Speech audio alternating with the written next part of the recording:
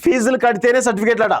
విదేశీ చదువులు ఫారెన్ స్కాలర్షిప్లకు దూరం అవుతున్న విద్యార్థులు, ఉన్నత చదువులపైన ప్రభావం, ఉద్యోగాలకు పోటీ పడలేనటువంటి దుస్థితి, ఫీజు రింబర్స్మెంట్ బకాయిలు విడుదల చేయని రేవంత్ సర్కారు పాత బకాయిలపైనే మొండికేస్తున్నట్టు వైనం, ససేమిరా అంటున్నటువంటి కాలేజీలు సొంతంగా ఫీజు కట్టలేక సర్టిఫికేట్ తెచ్చుకోలేక విద్యార్థుల అవస్థలు అంటూ చూస్తూ ఉన్నాం. సో ఇక్కడ అందరూ గమనించాల్సిన విషయం తెలుసా, బీటెక్ కానీ డిగ్రీ అయిపోయి ఉద్యోగాలు వస్తే నాకు ఈ మధ్యలో చాలామంది ఫోన్ చేశారు, అన్న ఒకసారి కాలేజీలో మాట్లాడన్నా ఇట్లా మాకు ఫీజు రింబర్స్మెంట్ కింద ఉన్నదంటే మేము జాయిన్ అయినాం, ఈరోజు ప్రభుత్వం ఫీజు రింబర్స్మెంట్ ఇవ్వలేదు కాబట్టి మా సర్టిఫికేట్లు ఇస్తలేరన్నా, నాకు జాబ్ వచ్చింది, నా ఒరిజినల్స్ అన్ని కూడా సబ్మిట్ చేయాలన్నా, కనీసం కస్టోడియన్ అయినా నేను అక్కడ సబ్మిట్ చేయాలన్నా, కస్టోడియన్ ఇప్పియన్నా అంటే కూడా ఈరోజు ఆ కాలేజీలో ఒప్పుకోలేని పరిస్థితి కనబడతా ఉంది, కస్టోడియన్ కూడా ఇవ్వలేని పరిస్థితి కనబడతా ఉంది.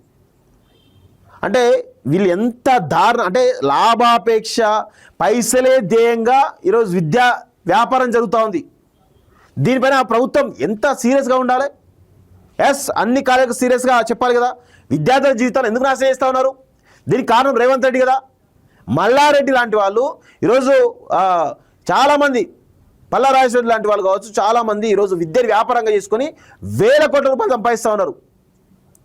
ఈరోజు ఫీజు రింబర్స్మెంట్ చెప్పేసి వాళ్ళకు మీరు ఊడిగా చేస్తూ ఉన్నారు.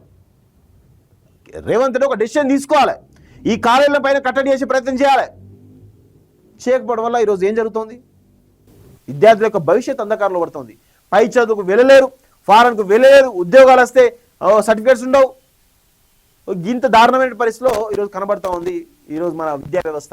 నేనేమో విద్యా వ్యవస్థ మొత్తం కూడా పీక్తున్నా పొడుస్తున్నా అని చెప్పి పీకే పొడిచే విద్యా వ్యవస్థ ఇదా? విద్యార్థుల జీవితాలు నాశనం చేయడం. నువ్వు విద్యాశాఖ మంత్రిగా నువ్వు నిజంగా అట్టర్ ఫెయిల్డే రేవంత్ రెడ్డి, నిజంగా నువ్వు వేస్ట్ ఫెయిల్ నువ్వైతే.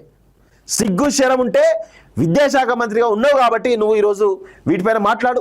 ఎంతమంది విద్యార్థులు, లక్షలాది మంది విద్యార్థుల యొక్క జీవితాలతో ఆడుకున్నావు కదా.